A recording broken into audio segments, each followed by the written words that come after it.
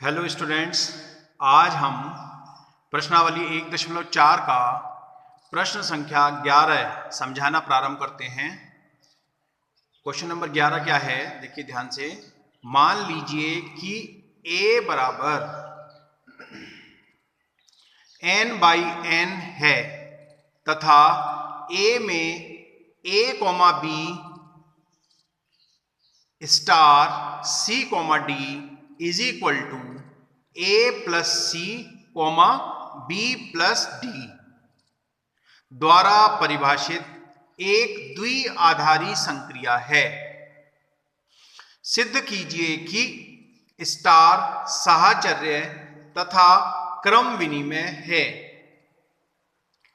A में star का तत्समक अवयव यदि कोई है तो ज्ञात कीजिए। ठीक है, ये हमारी क्वेश्चन नंबर 11। तो इसमें क्या दिया है, देखिए ध्यान से। A बराबर दिया है n/n, n से n में कार्तीय गुणन, तथा A में संक्रिया star a, b star c, d is equal to, आप देख रहे हैं इसके प्रथम घटक जो हैं उनका योग, द्वितीय घटकों का योग द्वारा परिभाषित है। अब हमें ये चेक करना है कि ये साहचर्य है, क्रम विनिमय है। ठीक है, तो उसके लिए क्रम बदलने पर हम प्राप्त करेंगे। देखिए ये तो दे रखा है हमें a, b, चूंकि a, b star c, d is equal to a plus C, b plus D. अब इसका क्रम बदल देते हैं, तो आप देख रहे हैं इसमें प्रथम घटकों का योग, द्वितीय घटकों का योग, क्रमित युग्म के रूप में इसका मान है c, d। अब इसको पहले लिख दिया और इसको बाद में लिखेंगे। ठीक है, तो c, d star a, b is equal to प्रथम घटकों का योग अर्थात c प्लस a, और द्वितीय घटक क्या हुए यहां पर d, b। तो पहले वाले से ये आया, जब इनके क्रम बदल दिया इनका तो मान ये आया। तो अब हम ये कह सकते हैं, देखिए a प्लस सी कहें या c प्लस a कहें, मान एक ही है। b प्लस डी कहें या d प्लस b कहें, बात एक ही है। ठीक है, तो अब हम ये कह सकते हैं कि ये दोनों मान बराबर हैं, अर्थात c, d star a, b is equal to a plus C, b plus D. तो ठीक है, तो इसमें हम कह सकते हैं क्रम विनिमय के नियम का पालन हो रहा है। तो अर्थात a, b star c, d is equal to c, d star a, b, ये दोनों मान समान हैं। तो इन दोनों को हमने क्या करा, इक्वल कर दिया, अर्थात क्रम बदलने पर उसके मान पर कोई प्रभाव नहीं पड़ा। ठीक है, अतः संक्रिया स्टार क्रम विनिमय पर द्विआधारी संक्रिया है। ठीक है, अब साहचर्य के लिए चेक करते हैं। साहचर्य के लिए 3 पद आएंगे इसमें, जैसे a, b star c, d star e, f। उसके बाद चक्रीय क्रम में आगे के एक पद को हमने लिया। तो साहचर्य में क्या करते हैं, पहले शुरू के या अंतिम 2 पदों को लेकर उनमें संक्रिया लगाई। जो मान आएगा उसको पहले वाले पद के साथ, पहले वाले युग्म के साथ संक्रिया ज्ञात करेंगे। तो हमने इस प्रकार से लिखा, तो ये आ जाएगा a, b, इसको ऐसे रहने देंगे, स्टार प्रथम पदों का योगफल c plus e, d plus f। ठीक है, तो अब इसके और इसके बीच में संक्रिया लगानी है। ठीक है, तो देखिए अब इसके और इसके बीच में संक्रिया क्या लगेगी, a प्रथम पदों का योगफल, प्रथम घटकों का योगफल आएगा, तो इसमें आएगा a plus C plus e, और यहां आएगा b plus d plus f, तथा a, b star c, d।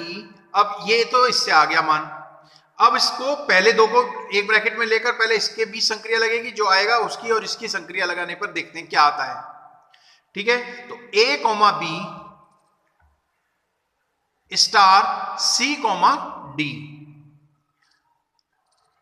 ठीक है, C comma D star E comma F is equal to A. अब देखिए प्रथम घटक जोड़ेंगे, प्रथम घटकों का योग ए प्लस ई, ए प्लस सी और बी प्लस डी, ये आ गया। इसके बीच संक्रिया लगाने पर ये आ गया। अब इसके और इसके बीच संक्रिया लगाएंगे तो प्रथम घटकों का योग कॉमा द्वितीय घटकों का योग, तो हमारे पास क्या आएगा ए प्लस सी प्लस ई, और यहां क्या आएगा B plus D plus F. तो आप देखते हैं क्या ये बराबर आ रहा है, तो आप देख रहे हैं यहां पर ये मान आया ए प्लस सी प्लस ई और B plus D plus F, तो ये दोनों मान समान है, ये मान और ये मान इक्वल है, इसलिए हम कह सकते हैं कि A comma B star C comma D star E comma F is equal to A comma B star C comma D star E comma F, ठीक है। अतः इससे क्या निष्कर्ष निकालते हैं हम कह सकते हैं कि संक्रिया स्टार साहचर्य पर द्विआधारी संक्रिया है, ठीक है। अब इसमें क्या करना है, ए में हमें तत्समक अवयव बताना है। ए में संक्रिया स्टार का कोई तत्समक अवयव नहीं है, क्योंकि हम जानते हैं कंडीशन क्या होती है, तत्समक अवयव क्या होता है, किसी राशि से गुणा करने पर तत्समक अवयव में वो जो मान आता है वो ही आता है, ठीक है। A star E is equal to E star A, इसका मान क्या आना चाहिए था, ए, नहीं आ रहा है, तो उस तरह की यहां पर कंडीशन नहीं बन सकती, इसलिए इसका तत्समक अवयव का अस्तित्व यहां पर नहीं है, ठीक है। इसको आप ध्यान से समझेंगे। अब आता है क्वेश्चन नंबर 12। देखिए 12 क्वेश्चन नंबर क्या है, क्वेश्चन नंबर 12 देखिए ध्यान से, बतलाइए कि क्या निम्नलिखित कथन सही है, कथन सत्य है या असत्य है, औचित्य भी बताइए, ठीक। तो समुच्चय n में किसी भी स्वेच्छ द्विआधारी, हमें सत्य असत्य बताने हैं, समुच्चय n में किसी भी स्वेच्छ द्विआधारी संक्रिया स्टार के लिए A star A is equal to A for every A belongs to N. तो हमें ये बताना है इसका, एक एक पॉइंट है, अब ये बताना है ये सत्य है या असत्य है। तो हम क्या कहेंगे, देखिए ध्यान से देखिए, चूंकि यहां पर संक्रिया स्टार में केवल एक ही अवयव का प्रयोग किया गया है, अतः संक्रिया स्टार द्विआधारी संक्रिया नहीं है, अतः दिया गया कथन असत्य है, क्योंकि जो संक्रिया लगती है ये दो राशियां होनी चाहिए, ए स्टार बी या कोई अन्य राशि होती तब इसके द्विआधारी दो राशियों के बीच संक्रिया लगती है, ये स्वयं में लग रही है इसलिए ये द्विआधारी संक्रिया नहीं है, ठीक है। अतः दिया गया कथन असत्य है। दूसरा है, यदि n में स्टार एक क्रम विनिमय द्विआधारी संक्रिया है तो a star b star c is equal to c star b star a। अब ये बताना ये सत्य है या असत्य है, ठीक है। तो n में स्टार एक क्रम विनिमय, अब यहां आप जानते हैं चूंकि n में स्टार क्या है, एक क्रम विनिमय द्विआधारी संक्रिया है, ठीक है, ये दिया हुआ भी है इसमें, इसने द्विआधारी संक्रिया है, तो इसका मतलब क्या है, क्रम बदलने पर उसके मान पर कोई प्रभाव ना पड़े, अर्थात b स्टार c का जो मान है वो c स्टार b के बराबर होगा, तो इसलिए a star b star c is equal to c star b star a। तो जब ये बराबर है तो ये दोनों मान बराबर होंगे, इसकी जगह हम अगर b star c star a लिखें तो इस पर इसके मान पर कोई प्रभाव नहीं पड़ेगा, अर्थात ये सत्य है, अतः दिया गया कथन सत्य है। अब है क्वेश्चन नंबर 13, ध्यान से देखिए, A star B is equal to A cube plus B cube प्रकार से परिभाषित n में एक द्विआधारी संक्रिया स्टार पर विचार कीजिए। अब निम्नलिखित में से सही उत्तर का चयन कीजिए। ठीक है, तो ए स्टार, इसमें 4 पार्ट दिए हैं। ए पार्ट क्या है? स्टार साचर्य तथा क्रम विनिमय दोनों है। स्टार क्रम विनिमय है किंतु साचर्य नहीं है। स्टार साचर्य है किंतु क्रम विनिमय नहीं है। ना तो क्रम विनिमय है और ना साचर्य है। इन चारों में से एक ऑप्शन सही होना चाहिए। ये हमें बताना है कौन सा है। ये बहुविकल्पीय प्रश्न है। तो उसी तरह से हमें क्रम विनिमय और साचर्य पर द्विआधारी संक्रिया ज्ञात करनी है। तो देखिए, चूंकि A star B is equal to क्या दिया हुआ है? A cube plus B cube, और B star A is equal to क्या होगा क्रम बदलने पर? B cube plus A cube. तो अब ये दोनों मान समान है, तो हम कह सकते हैं A star B is equal to B star A. ठीक है, तो ये आ गया हमारे पास। क्रम बदलने पर ये कोई मान में परिवर्तन नहीं हुआ। इसका मतलब क्या है? अतः संक्रिया स्टार क्रम विनिमय पर द्विआधारी संक्रिया है। ठीक है जी, तो इसको समझ में आ गया होगा। ध्यान से समझिए। A star B star C, अब साचर्य के लिए चेक कर रहे हैं। A star B star C is equal to क्या हो जाएगा? पहले इसके बीच संक्रिया लगाएंगे तो कितना होगा? B cube plus C cube is equal to A cube. अब इसमें और इसमें संक्रिया लगेगी तो A cube plus B cube plus C cube का होल क्यूब, इस पूरे का होल क्यूब होगा। राइट, तो अब इसका उल्टा करके देखते हैं। ए स्टार, इस ब्रैकेट को पहले 2 में लगा के देखते हैं। ए स्टार बी स्टार सी, अर्थात पहले इसको हल करना, जो आएगा उसके बीच तीसरे की संक्रिया लगेगी। तो यहां क्या होगा? A cube plus B cube star C, तो ये कितना हो जाएगा? A cube plus B cube का whole cube plus C cube. तो ये हो जाएगा, चूंकि A star B star C, आप देख रहे हैं दोनों के जो मान हैं वो अलग अलग प्राप्त होंगे। ठीक है ना, बात समझ में आ गई? इसका और इसका मान अगर आप इसको सॉल्व करेंगे तो इसके मान अलग आएंगे। तो इसलिए हम कह सकते हैं, चूंकि A star B star C not equal to A star B star C, अतः संक्रिया स्टार साचर्य पर द्विआधारी संक्रिया नहीं है।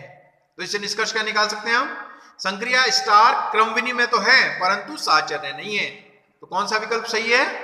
विकल्प बी सही है। कौन सा विकल्प सही है? विकल्प बी सही है। अब हम विविध प्रश्नावली 1 प्रारंभ करते हैं। इसमें क्वेश्चन नंबर 3 है, यदि f is such that R2R, जहां fx बराबर x square minus 3x plus 2 द्वारा परिभाषित है, तो fx ज्ञात कीजिए।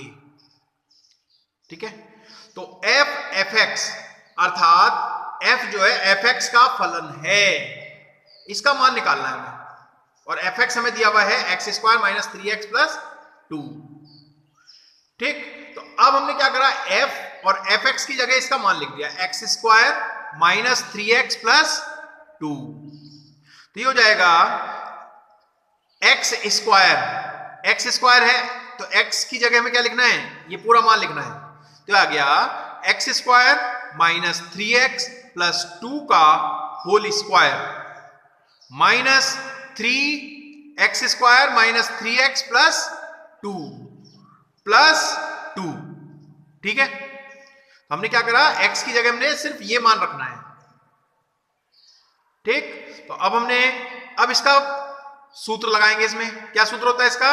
एक्स स्क्वायर यानी कि X square plus Y square plus Z square plus 2xy plus 2yz plus 2zx। उस फॉर्मूले का यानी कि इसका विस्तार करेंगे तो ये आएगा इसका स्क्वायर यानी कि एक्स स्क्वायर का स्क्वायर प्लस माइनस 3 का स्क्वायर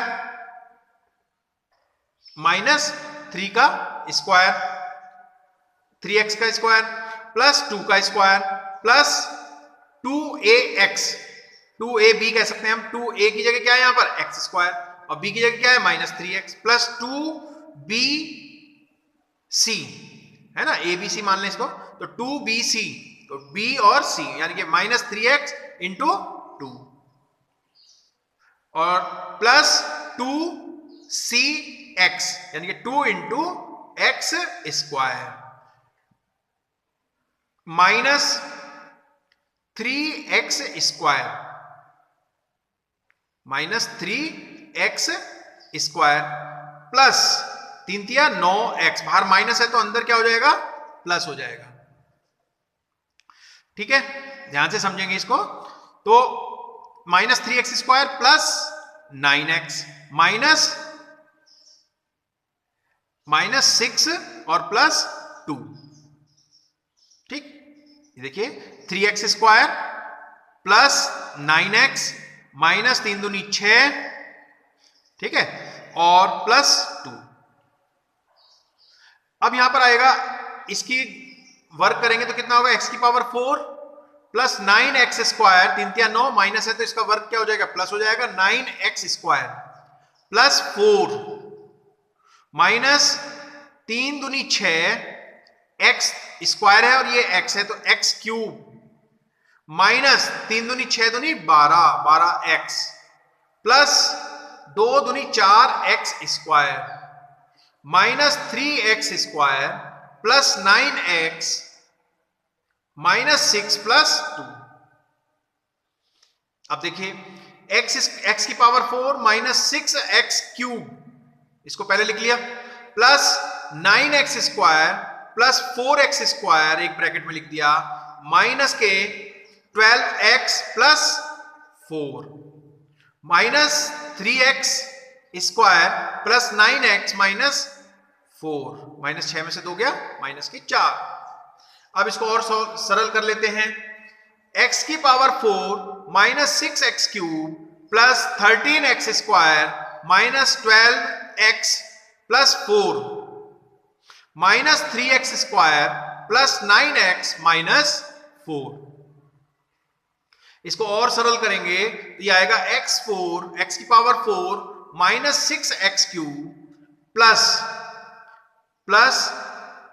10x स्क्वायर ये 13x स्क्वायर है और ये 3x स्क्वायर घट जाएगा तो यहां पर कितना आ जाएगा 10x स्क्वायर आ जाएगा माइनस 3x। ठीक है 12x है और ये प्लस के 9x है तो बड़ी राशि 12 है तो इसका चिन्ह क्या आएगा माइनस आएगा और 12 में से 9 गए 3x आ जाएगा तो ये हमारा आंसर आ जाएगा। ठीक है इसको थोड़ा सा सरल करना हमें आना चाहिए। अब है क्वेश्चन नंबर 4 देखिए क्वेश्चन नंबर 4 क्या है सिद्ध कीजिए कि f is such that R2x belongs to Rx such that x is less than 1 or greater than minus के 1। ठीक है तो यहां पर fx दिया हुआ है हमें x upon 1 plus mode of x जहां x बिलोंग्स टू R द्वारा परिभाषित फलन एकैकी तथा आच्छादक है। एकैकी और आच्छादक हमने पहले आपको ठीक प्रकार से समझाया है और उसको ध्यान में रखना होगा। तो चूंकि fx बराबर x upon 1 plus mode of x इसको सॉल्व करते हैं। अब इसमें दो केस हो सकते हैं हमारे पास एक तो होता है x is greater than equal to 0 और एक होता है x इज लेस देन 0। तो अगर x इज ग्रेटर पहला केस है x is greater than equal to 0 है तो मोड ऑफ x बराबर किसके बराबर होगा x के तो fx का मान बदल जाएगा fx का मान कितना होगा x upon 1 plus mode of x की जगह क्या आ जाएगा यहां पर x आ जाएगा। अब एकैकी के लिए हम क्या चेक करते हैं fx1 is equal to fx2 ठीक है ना fx1 is equal to fx2। तो अब हमने इसमें मान रखा, तो ये कितना हो जाएगा, x1 अपॉन 1 प्लस x की जगह हमने x1 रखना है, x1 अपॉन 1 प्लस x1, और fx2 निकालने के लिए x2 अपॉन 1 प्लस x2। ठीक है, तो अब इसके बाद देखिए x1 आर पार की गुणा करेंगे तो x1 into 1 plus x2 is equal to x2 into 1 plus x1।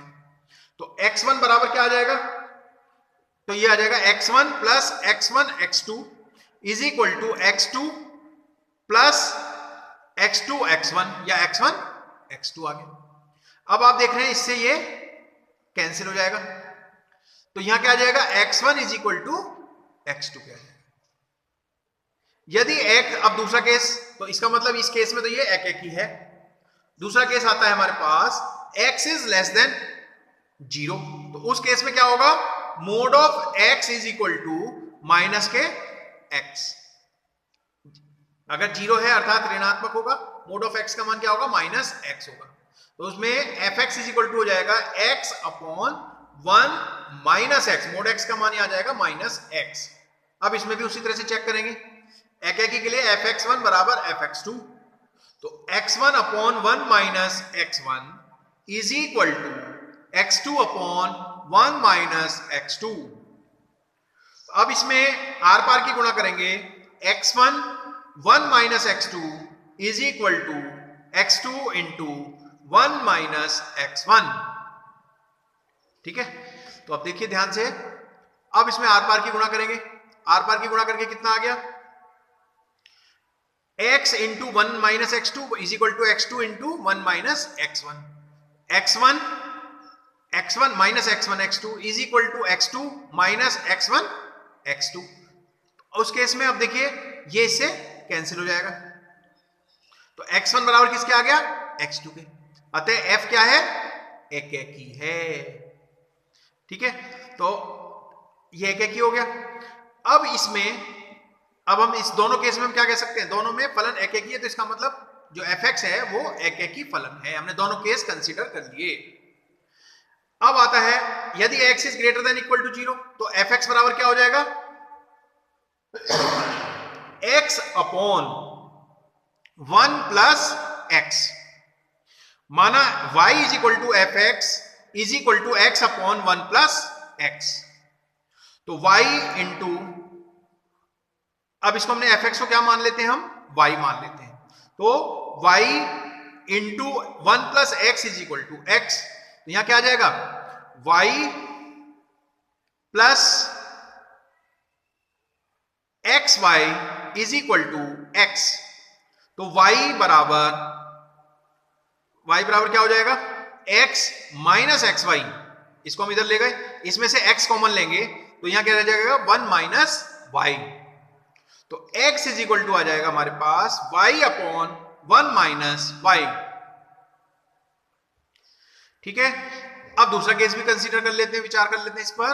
तो x is less than equal to 0, तो उस केस में क्या होगा, fx is equal to x upon 1 minus x, माना y इज इक्वल टू, इसको भी y मान लेंगे, y is equal to x upon 1 minus x।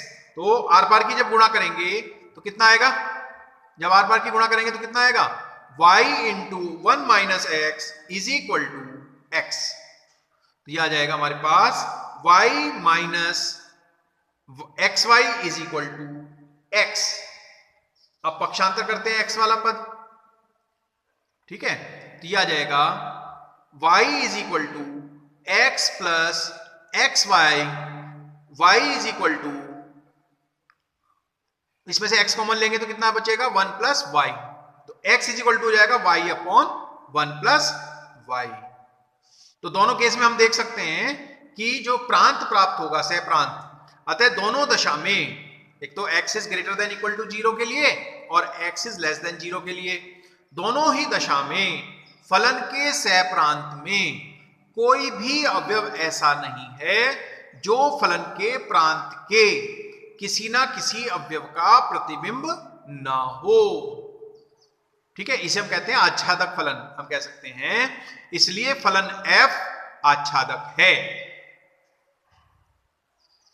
तो इसलिए f एकेकी भी है और आच्छादक भी है।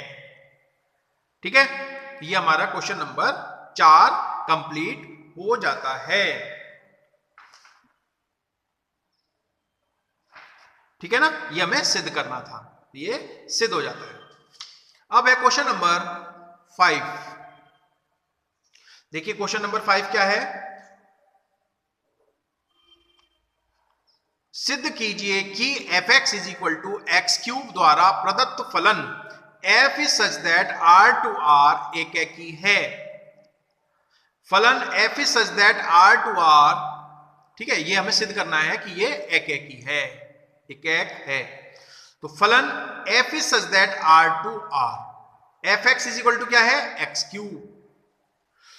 अब उसी तरह से हमें, अब ये एक्स क्यूब है तो इसमें ऋणात्मक r है, इसलिए ऋणात्मक भी होंगे और धनात्मक भी होंगे। तो हम मान लेते हैं, माना x1 तथा x2 r की दो भिन्न अवयव हैं। ठीक है, तो इसका मतलब क्या हुआ, x1 is not equal to x2 के, x1 is not equal to x2। ठीक है, तो x1 माइनस x2, अगर इसका हम अंतर करें तो ये नॉट इक्वल टू 0, 0 के इक्वल नहीं होगा। अगर ये इक्वल होते तब ये 0 हो जाता। तो अब इसके बाद हम क्या करते हैं, x1 cube minus x2 cube निकालते हैं। ठीक है, तो इसका सूत्र होता है हमारे पास a cube minus B cube होता है a माइनस बी और a square plus B square plus A B. तो x1 square plus x2 square plus x1 x2, ये a है और ये b मान लीजिए। तो ये सूत्र लगा दिया हमने इसमें, ये हम सब जानते हैं, पढ़ा है हमने पहले। तो अब इसमें अभी हमने ऊपर निकाला, चूंकि ये 0 नहीं है और इसका मान भी 0 नहीं आएगा क्योंकि x1 और x2 अलग अलग है। तो हम कह सकते हैं x1 cube minus x2 cube is not equal to 0। ठीक है, और जब ये इक्वल टू 0 है, नॉट इक्वल टू 0 है, तो x1 cube is not equal to x2 cube. तो हम कह सकते हैं ये fx1 का मान है और ये fx2 का मान है, तो fx1 is not equal to fx2। तो इस केस में x1 is not equal to x2 है ना, ये इसलिए तो हम ये कह सकते हैं, इसलिए f एकेकी है। अगर हम x1 बराबर x2, fx1 बराबर x2 लेके चलते हैं और x1 बराबर x2 सिद्ध करते हैं। अब यहां उल्टा लेके चले तो यहां पर fx1 is not equal to fx2 कर दिया, x1 is not equal to x2, तो fx1 is not equal to fx2। तो इस केस में भी हम कह सकते हैं कि फलन f एकेकी है। ठीक है, तो ये विविध प्रश्नावली के मैंने कुछ सवाल कराए आपको। ठीक है, इसको आप ठीक प्रकार से इसका अभ्यास करेंगे और परीक्षा की दृष्टि से भी ये महत्वपूर्ण है। ठीक है, आज के लिए इतना ही, बाकी बाद में। धन्यवाद।